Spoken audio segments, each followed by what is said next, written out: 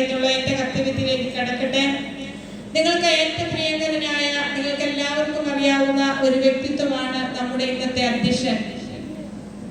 നമ്മുടെ higher secondary സ്കൂളിന്റെ principal ആയിരിക്കുന്ന ഏറ്റവും ബഹുമാനപ്പെട്ട വിപിൻ സാറ് നമുക്ക് അധ്യക്ഷ സ്ഥാനം വഹിച്ചുകൊണ്ട് നിങ്ങൾക്ക് നല്ല സന്ദേശങ്ങൾ നൽകുവാനും നമ്മുടെ ഇന്നത്തെ എല്ലാ കാര്യങ്ങളിലും ആയിരിക്കും. സെക്കൻഡറി സ്കൂളിനെ എപ്പോഴും അണിയിച്ചൊരുക്കുന്ന രണ്ട് പ്രധാനപ്പെട്ട കാര്യങ്ങളാണ് ഇവിടെ നടക്കുന്നത്. മാറിവാനോസ് പിതാവിന്റെ അനുസ്മരണം, ഒപ്പം തന്നെ വിദ്യാരംഗം കലാസാഹിത്യ വേദിയുടെ ഉദ്ഘാടനം. ഈ രണ്ട് പ്രവർത്തനങ്ങളും എല്ലാ വർഷവും കൃത്യം ജൂലൈ 15-ന് നമ്മുടെ സ്കൂളിൽ അരങ്ങേറുന്ന വളരെ പ്രധാനപ്പെട്ട ഒരു ദിവസമാണ്. ലോകത്തിൽ രണ്ട് വിധത്തിൽ നമുക്ക് പ്രകാശം പരത്താൻ സാധിക്കും. ലോകത്തിൽ രണ്ട് വിധത്തിൽ നമുക്ക് പ്രകാശം പരത്താൻ സാധിക്കും. ഒന്ന്, ഒരു മെഴുകുതിരിയായി കത്തിക്കൊണ്ട് മറ്റുള്ളവർക്ക് വെളിച്ചമാകാൻ സ്വയം എരിഞ്ഞുകൊണ്ട് ഇല്ലാതായിക്കൊണ്ട് തലമുറകൾക്ക് പ്രകാശം നൽകാനായിട്ട് സാധിക്കുന്ന വ്യക്തികളായിട്ട് മാറാൻ സാധിക്കും. അത്തരത്തിൽ സ്വന്തം എരിഞ്ഞുകൊണ്ട് ഒരു വലിയ തലമുറയ്ക്ക്, ഇനി വരുന്ന തലമുറയ്ക്ക് അറിവിന്റെ പ്രകാശമായി വെളിച്ചമായി മാറിയ ഒരു പിതാവിന്റെ അനുസ്മരണ ദിനമാണ് ജൂലൈ 15. നമുക്ക് വലിയ സന്തോഷം നടത്തുന്ന ദിവസവും കൂടിയാണ്. അതിന്റെ പ്രധാനപ്പെട്ട കാരണം നമ്മുടെ ഈ സ്കൂളിന്റെ മാനേജ്മെന്റ്, അതിന്റെ സിസ്റ്റേഴ്സ്, ഈ ഒരു സന്യാസി സമൂഹത്തെ സ്ഥാപിച്ച ഒരു വലിയ പിതാവിന്റെ അനുസ്മരണ ദിനമാണ്. കേരളത്തിൽ തന്നെ, ഇന്ത്യയിലെ തന്നെ അറിയപ്പെടുന്ന മാറിവാനീസ് കോളേജ്, ബദനി സന്യാസി സമൂഹം, ഇങ്ങനെ ഒട്ടേറെ മേഖലയിൽ തന്റേതായ വ്യക്തിമുദ്ര പതിപ്പിച്ച ഒരു വലിയ പിതാവ് നമ്മുടെ മുമ്പിൽ പ്രകാശമായിട്ട് ഇപ്പോഴുമുണ്ട്. ഇപ്പൊ ഞാൻ ആദ്യം പറഞ്ഞതുപോലെ ഒരു മെഴുകുതിരിയായി നിന്നുകൊണ്ട് മറ്റുള്ളവർക്ക് പ്രകാശമാവാൻ സാധിക്കുന്ന ഒരു വ്യക്തിയുടെ അനുസ്മരണ ദിനം നമ്മൾ ഇന്ന് ആചരിക്കുകയാണ്. നിങ്ങളുടെ മുമ്പിൽ അധ്യാപകർ നിൽക്കുമ്പോൾ അവരും ഇത്തരത്തിൽ പ്രകാശം നൽകുന്ന വ്യക്തികളാണ്. Velankode saint Georges higher secondary സ്കൂളിന്റെ പ്രകാശ ഗോപുരങ്ങളായി, പ്രകാശത്തെ പ്രതിഫലിപ്പിക്കുന്ന വ്യക്തിത്വങ്ങളായി മാറുവാൻ നിങ്ങൾക്ക് സാധിക്കട്ടെ. ഒരിക്കൽ കൂടി ഈ ഒരു ദിനത്തിന്റെ എല്ലാവിധ മംഗളങ്ങളും ആശംസകളും അറിയിച്ചുകൊണ്ട് എല്ലാവർക്കും നന്മകളും പ്രാർത്ഥനകളും നേർന്നുകൊണ്ട് ഞാൻ എന്റെ വാക്കുകൾ നിർത്തുന്നു. നന്ദി.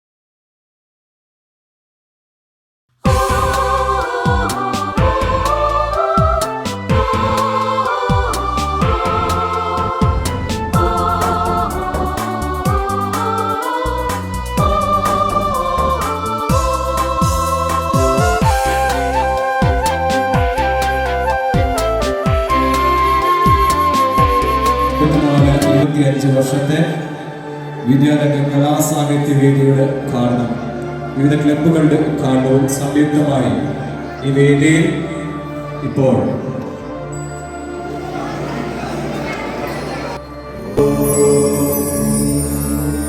असतो मा सदगमय तमसो मा ज्योतिर्गमय मृत्योर्मामृतमगमय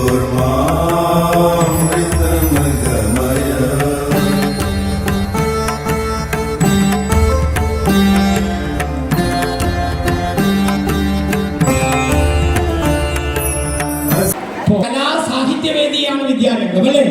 കലാമേഖലയിലെ പാട്ട് പാടുക എന്ന് പറയുന്നതാണ് കലാമേഖലയെങ്കിൽ അത് എഴുതി സൂക്ഷിക്കുന്നതാണ് സാഹിത്യമെന്ന് പറയുന്നത്. അപ്പൊ കലയും സാഹിത്യവും തമ്മിൽ വളരെയധികം ബന്ധമുണ്ട്. അപ്പൊ പാടട്ടെ. ഞാനിവിടെ ആദ്യം ഈ കൊച്ചുകുട്ടികൾക്ക് വേണ്ടിയിട്ടാണ് ഒരു പാട്ട് പാടുന്നത്. അപ്പൊ ഈ കൊച്ചുകുട്ടികൾ അല്ലെങ്കിൽ എന്റെ കൂടെ ചേരില്ല, അതുകൊണ്ടാണ് കേട്ടോ. പാടട്ടെ. ഓക്കെ. അപ്പൊ പാട്ടിങ്ങനെയാണ്. കാക്കയ്ക്കുണ്ടൊരു കുപ്പായം, കറുത്ത കുപ്പായം. പാട്. കാക്കയ്ക്കുണ്ടൊരു, എവിടെ കൈയടിച്ചിട്ടാണ് പാടേണ്ടത്, അല്ലാണ്ട് പാടാൻ പറ്റില്ല. കൈയടിച്ച് പാടുക. കാക്കയ്ക്കുണ്ടൊരു കുപ്പായം, കറുത്ത കുപ്പായം. പാട്. കറുത്ത കുപ്പായം. പാട്. കാക്കയ്ക്കുണ്ടൊരു കൊക്കിനുമുണ്ടൊരു കുപ്പായം. കൊക്കിനുമുണ്ടൊരു കുപ്പായം എന്ന് പറയുമ്പോൾ അത് എന്ത് കുപ്പായമാണ് നിങ്ങൾ പറയണം. അപ്പോഴാണ് നിങ്ങൾ സാഹിത്യകാരന്മാരാവുക. ഓക്കെ. കൊക്കിനുമുണ്ടൊരു കുപ്പായം. ആരോ പാടുന്നുണ്ട് വെള്ളക്കുപ്പായം എന്ന്. എന്താ പാടുന്നത്? വെളുത്ത കുപ്പായം എന്ന് പറയാൻ മതി അല്ലേ? ഞാൻ കറുത്താന്നാണ് കാക്കയ്ക്ക് പാടിയത് അല്ലേ? അപ്പൊ കണ്ടോ, നിങ്ങൾ സാഹിത്യകാരന്മാരാവുന്നുണ്ട്. അക്ഷരങ്ങൾ കൂട്ടിവെക്കാൻ നിങ്ങൾ പഠിക്കുന്നുണ്ട്. ഓക്കെ. കാക്കയ്ക്കുണ്ടൊരു കുപ്പായം, കൊക്കിനുണ്ടൊരു കുപ്പായം. പായം. തത്തയ്ക്കുണ്ടൊരു കുപ്പായം. തത്തയ്ക്ക് എന്ത് കുപ്പായ? പച്ചാന്ന് മാത്രം പറഞ്ഞത്, അതിന്റെ കൂടെ തായെന്നോ പായെന്നോ ചേർക്കാത്തത്. ചില വാക്കുകൾ അങ്ങനെയാണ് അല്ലേ? കാക്കയ്ക്കുണ്ടൊരു കുപ്പായം, കറുത്ത കുപ്പായം. കൊക്കിനുണ്ടൊരു കുപ്പായം, കുപ്പായം. തത്തയ്ക്കുണ്ടൊരു കുപ്പായം, കുപ്പായം. എനിക്കുണ്ടൊരു കുപ്പായം. പ്രയാസമാവും അല്ലേ? എന്റെ കുപ്പായത്തിന്റെ കളർ പറയുമ്പോൾ പ്രയാസമാവും. ഏത് നിറം പറയൂ നിങ്ങൾ? എന്താ, കറുപ്പാണോ? ഗ്രേ ആണോ? അല്ല, എനിക്ക് ഒരുപാട് നിറങ്ങളുണ്ട്. അതുകൊണ്ട് എന്തു പറയും നിങ്ങൾ? പല നിറമുള്ളൊരു. പറഞ്ഞൂടെ? പറയണം. എനിക്കുണ്ടൊരു കുപ്പായം, പല നിറമുള്ളൊരു. എനിക്കുണ്ടൊരു കുപ്പായം, പല നിറമുള്ളൊരു. നിങ്ങൾക്കൊക്കെ പല നിറങ്ങളാണ് അല്ലേ? ഓക്കെ. അപ്പോ പാട്ടുകൾ അധികം പാടിയിട്ടുണ്ടെങ്കിൽ എന്റെ നാടൻ പാട്ടിന്റെ സമയം ഞാനത് ബുദ്ധിമുട്ടും. നമ്മുടെ മാതൃരാജ്യമായ ഭാരതത്തെ സുവിശേഷത്തിന്റെ നന്മകളാൽ സമ്പന്നമാക്കാൻ തുനിഞ്ഞിറങ്ങിയ ഒരു സുവിശേഷകനായിരുന്നു ദേവദാസൻ മാർ ഇവാനിയോസ് പിതാവ്. മലങ്കര സഭയുടെ നവോത്ഥാന നായകനും പുനരേക്യ പ്രസ്ഥാനത്തിന്റെ ശില്പിയുമായ മാർ ഇവാനിയോസ് അസാധാരണ വിശുദ്ധി ആർജിച്ച വ്യക്തിത്വത്തിന്റെ ഉടമയായിരുന്നു. ദൈവത്തിനും ദൈവജനത്തിനും വേണ്ടി സ്വന്തം ജീവിതം തന്നെ സമർപ്പിച്ച പുണ്യചരിതനായിരുന്നു പിതാവ്. 1882 സെപ്റ്റംബർ 21 മാവേലിക്കരയുള്ള പണിക്കര വീട്ടിൽ തോമ പണിക്കരുടെയും അന്നമ്മ പണിക്കരുടെയും മകനായി അദ്ദേഹം ജനിച്ചു. 1907 MA ബിരുദം നേടി. 1908 വൈദികനായി. സുറിയാനിക്കാരുടെ ഇടയിലെ ആദ്യത്തെ വൈദികനായിരുന്നു, ആദ്യത്തെ MA-കാരനായിരുന്നു പിതാവ്. തന്മൂലം അദ്ദേഹം MA അച്ഛൻ എന്ന പേരിൽ അറിയപ്പെട്ടു. 1913 മുതൽ 19 വരെ സെറാംപൂരിലുള്ള ഒരു കോളേജിൽ അദ്ദേഹം പഠിപ്പിച്ചുകൊണ്ടിരുന്നു. തന്റെ സഭയിലെ പിളർപ്പുകളും അസ്വസ്ഥതകളും അദ്ദേഹത്തെ വല്ലാതെ വേദനപ്പെടുത്തി. 1925 PT വർഗീസ് മാർ ഇവാനിയോസ് എന്ന പേരിൽ മെത്രാനായി വാഴിക്കപ്പെട്ടു. 1929 മെത്രാപ്പോലീത്തയായി ഉയർത്തപ്പെട്ടു. ദൈവസേവനത്തിന് സുവിശേഷ പ്രഘോഷണം അത്യന്താപേക്ഷിതമാണെന്ന് തിരിച്ചറിഞ്ഞ ആത്മവിചിന്തനം അദ്ദേഹത്തെ കൊണ്ടെത്തിച്ചത് മിഷനറി സമൂഹത്തിന്റെ രൂപീകരണത്തിലേക്കാണ്. അങ്ങനെയാണ് 1919 ഓഗസ്റ്റ് 15 ബദനി സന്യാസ ആശ്രമം രൂപം കൊള്ളുന്നത്.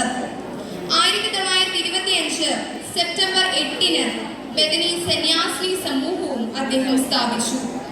മുണ്ടമലയിലെ ആശ്രമത്തിൽ പ്രാർത്ഥനയിലും ധ്യാനത്തിലും അദ്ദേഹം കഴിഞ്ഞുകൂടി. കൂനക്കുരിശ് സത്യത്തോടെ കത്തോലിക്ക സഭയിൽ നിന്ന് വേർപിരിഞ്ഞ സഭാ സമൂഹങ്ങൾ പുനരേക്ക് ചിന്തയുമായി മുന്നോട്ട് വന്നു. പിന്നീട് പല പിതാക്കന്മാരും അതിൽ നിന്ന് പിന്മാറിയെങ്കിലും മാർ ഇവാനിയോസ് പിതാവ് അതിൽ നിന്ന് പിന്മാറിയില്ല. മുണ്ടമലയിലെ ആശ്രമത്തിൽ നിന്ന് നേടിയ ആത്മീയ ഉണർവുമായി അവർ ബദനി വിട്ടിറങ്ങി. 1930 സെപ്റ്റംബർ 20 കൊല്ലം ബിഷപ്പ് മാർ വെൻസിംഗർ തിരുമേനിയുടെ മുമ്പിൽ സത്യപ്രതിജ്ഞ ചെയ്ത് കത്തോലിക്ക സഭയിലേക്ക് പുനരയിക്കപ്പെട്ടു. 1953 ജൂലൈ 15 മാർ ഇവാനിയോസ് തിരുമേനി കാലം ചെയ്തു. പുനരേക്കത്തിലൂടെ, സഭാ സേവനത്തിലൂടെ, സുവിശേഷ പ്രഘോഷണത്തിലൂടെ, സന്യാസത്തിലൂടെ സ്വയം ദൈവത്തോട് ഐക്യപ്പെട്ട് അനേകരെ ഐക്യത്തിന്റെ പാതയിൽ വഴി നടത്തിയ മാർ ഇവാനിയോസ് മലങ്കര സഭയ്ക്ക് ദൈവം കനിഞ്ഞു നൽകിയ ഒരു അനുഗ്രഹമായിരുന്നു. സാമൂഹിക, സാംസ്കാരിക, രാഷ്ട്രീയ രംഗങ്ങളിൽ മാർ ഇവാനിയോസ് പ്രസരിപ്പിച്ച തേജസ് എക്കാലത്തെയും യുവതലമുറയ്ക്ക് വിലപ്പെട്ട ഒന്നാണ്. കാലത്തിന്റെ അടയാളമായി വിശുദ്ധിയുടെ വിശുദ്ധ സ്ഥലത്ത് എഴുതപ്പെട്ട നാമം അൾത്താരമേൽ വണങ്ങുവാൻ ഈ തലമുറയ്ക്ക് ഭാഗ്യം ലഭിക്കട്ടെ എന്ന് പ്രാർത്ഥിച്ചുകൊണ്ട് നിർത്തുന്നു. നന്ദി, നമസ്കാരം. 97 വരെയുള്ള കാലഘട്ടത്തിലെ സാമാന്യ വിദ്യാഭ്യാസത്തിന് ശേഷം 1897 മുതൽ 1899 വരെ കോട്ടയം MD സെമിനാരി ഹൈസ്കൂൾ പഠനം പൂർത്തിയാക്കി. മാവേലിക്കര പുത്തൻകാവ് ദേവാലയത്തിൽ വെച്ച് ഷമ്മാശ പട്ടം സ്വീകരിച്ചു.